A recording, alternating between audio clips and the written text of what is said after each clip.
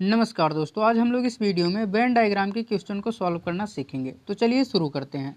अब यहाँ पर देखिए हमारा पहला क्वेश्चन क्या है, कौन सी संख्या केवल डॉक्टरों को प्रदर्शित करती है। ठीक है, तो सबसे पहले हम ये चेक करेंगे डॉक्टर कौन सा है। ठीक है, तो डॉक्टर के लिए यहाँ पर देखिए ट्रेंगल वाला जो डायग्राम है ये डॉक्टर को प्रदर्शित करेगा। और यहाँ पर जो स्क्वायर है ये किसको प्रदर्शित करता है, ये विवाहित को करता है। सर्कल जो रहेगा ये किसको कर रहा है, ये प्रोफेसर को कर रहा है। ठीक है, तो हमसे क्या पूछा गया है, वह संख्या बताना है जो सिर्फ डॉक्टर को प्रदर्शित कर रहा हो। ठीक है, यानी कि वो सर्कल के अंदर नहीं आना चाहिए। किसके अंदर नहीं आना चाहिए, सर्कल के अंदर नहीं आना चाहिए। और किसके, और स्क्वायर के अंदर नहीं आना चाहिए। तो स्क्वायर वाला ये है, तो स्क्वायर वाले को भी हम इस तरीके से क्या करते हैं, काट देते हैं। ठीक है, तो ना तो इस सर्कल के अंदर आएगा ना तो स्क्वायर के अंदर आएगा। ठीक है, वह संख्या वो आना किस में चाहिए, सिर्फ ट्रेंगल में। ट्रेंगल किसको दर्शा रहा है, ये डॉक्टर को दर्शा रहा है। ठीक है, तो यहाँ पर कौन सी संख्या बच गई, तो यहाँ पर बच गया एक। ठीक है, क्या बच गया, एक बच गया। तो यही क्या होगा, इसका सही आंसर हो जाएगा, जो कि ऑप्शन नंबर डी बिल्कुल सही आंसर है। ठीक है, हमने किस तरीके से किया, एक बार दोबारा से देखिए। यहाँ पर हमसे क्या पूछा गया है कि वह संख्या हमें बताना है जो सिर्फ डॉक्टर को प्रदर्शित करता हो। ठीक है, तो यहाँ पर देखिए ट्रेंगल जो है ये किसको दर्शा रहा है, ये डॉक्टर को दर्शा रहा है। स्क्वायर किसको दर्शा रहा है, ये विवाहित को।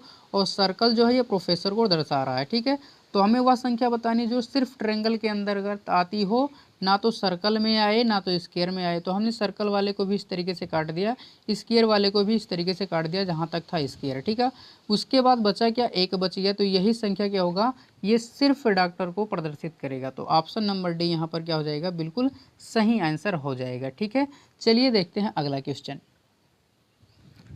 अब यहाँ पर देखिए हमारा अगला क्वेश्चन क्या है, उन सभी लोगों की संख्या ज्ञात कीजिए जो केवल तमिल और तेलुगु बोल सकते हैं। ठीक है, हमें यहाँ पर देखिए तीन डायग्राम दिया गया है। एक क्या है, एक तेलुगु का है, एक तमिल का है और एक किसका है, अंग्रेजी का है। ठीक है, हमसे क्वेश्चन में क्या पूछा गया है कि उन सभी लोगों की संख्या बतानी है जो केवल तमिल और तेलुगु बोल सकते हैं। केवल तमिल और तेलुगु बोलेंगे। ठीक है, इसका मतलब अंग्रेजी नहीं बोलना है। तो अंग्रेजी वाले को क्या करेंगे, यहाँ पर काट देते हैं।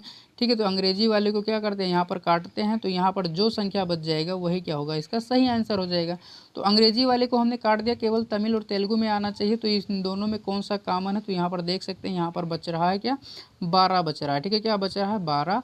तो यहाँ पर इसका सही आंसर जो हो जाएगा क्या हो जाएगा, 12, जो कि ऑप्शन नंबर डी इसका भी बिल्कुल सही आंसर है। ठीक है, इसका भी ऑप्शन नंबर डी बिल्कुल सही आंसर है। ठीक है, हमने किस तरीके से किया, एक बार दोबारा से देखिए। यहाँ पर देखिए क्या लिखा, तीन डायग्राम है। ठीक है, क्या है, तीन डायग्राम है। एक में क्या है, तेलुगु है, एक में क्या है, तमिल है और एक में क्या है, अंग्रेजी है।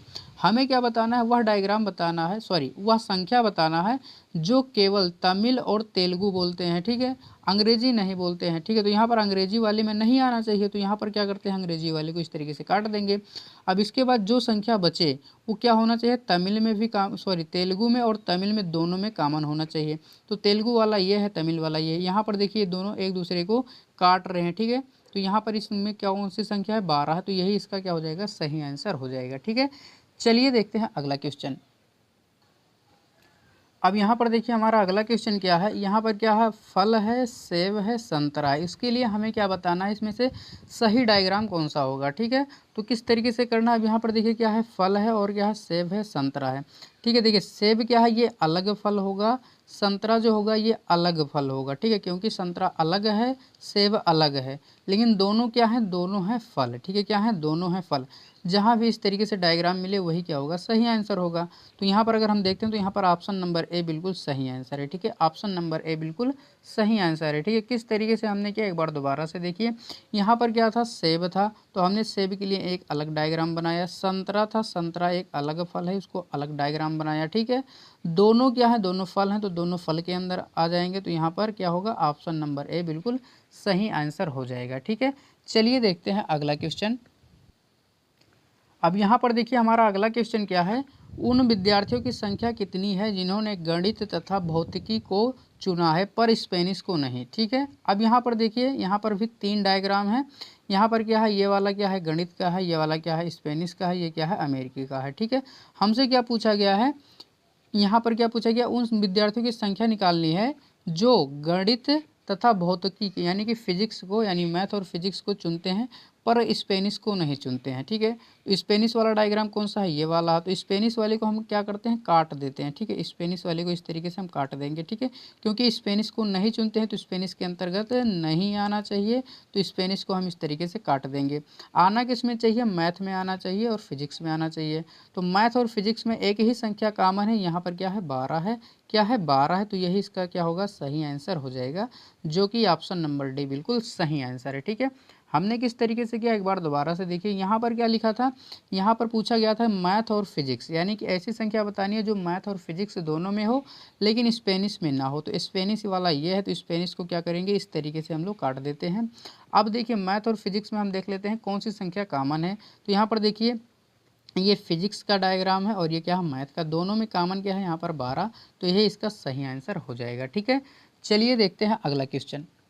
अब यहाँ पर देखिए हमारा अगला क्वेश्चन क्या है, कौन सी संख्या उन डॉक्टरों का प्रतिनिधित्व करता है जो खिलाड़ी और कलाकार दोनों हैं। ठीक है, अब यहाँ पर क्या करना, क्वेश्चन को केयरफुली पढ़ना। ठीक है, यहाँ पर क्या कहा है, उन डॉक्टरों का प्रतिनिधित्व, ठीक है, करता है जो खिलाड़ी और कलाकार दोनों हैं। अब यहाँ पर समझना, वो डॉक्टर भी होना चाहिए, खिलाड़ी भी होना चाहिए और कलाकार भी होना चाहिए। ठीक है, इस तरीके से हमसे पूछा गया है। ठीक है, उन संख्या का। ठीक है, तो यहाँ पर देखिए डॉक्टर वाला क्या है, ये वाला है। ठीक है, ये क्या है, स्क्वायर वाला। ठीक है, कलाकार क्या है, ये रेक्टेंगल यानी आयत का है। खिलाड़ी क्या है, ये सर्कल वाला है। ठीक है, अब ऐसी संख्या चुननी है जो इसमें भी हो, इसमें भी हो और इसमें भी हो। ठीक है, तो यहाँ पर अगर हम देख पाते हैं तो यहाँ पर क्या हो जाएगा, यहाँ तक क्या है, ये स्क्वायर का है। ठीक है, ये वाला आयत का है, ये वाला सर्कल का है। ठीक है, तो यहाँ पर सिर्फ हमें एक संख्या मिल रहा है जो स्क्वायर में भी है, आयत में भी है और वर्ग में भी है। संख्या क्या है, 7 है। ठीक है, क्या हो जाएगा यहाँ पर इसका आंसर हो जाएगा 7। ठीक है, जो कि ऑप्शन नंबर ए बिल्कुल सही आंसर है। ठीक है, ऑप्शन नंबर ए बिल्कुल सही आंसर है। ठीक है, हमने किस तरीके से किया, एक बार दोबारा से देखिए। हमें क्या बताना था, उन डॉक्टरों की संख्या। ठीक है, क्या होना चाहिए, वो डॉक्टर होना चाहिए और क्या होना चाहिए, खिलाड़ी भी हों और कलाकार भी हों। ठीक है, तो यहाँ पर देखिए डॉक्टर वाला क्या है, ये वाला है यहाँ तक। ठीक है, तो डॉक्टर वाले में यहाँ पर देखिए 7 आ रहा है। अब ये 7 देखिए सर्कल में भी है, आयत में भी है और वर्ग में भी है। ठीक है, तीनों में है। ठीक है, तो इसका सही आंसर क्या हो जाएगा, 7 हो जाएगा। ठीक है, तो आज का वीडियो बस यहीं तक, मिलते हैं अगले वीडियो में। अगर वीडियो पसंद आई है तो वीडियो को लाइक शेयर सब्सक्राइब करना ना भूलें। चलिए मिलते हैं अगले वीडियो में।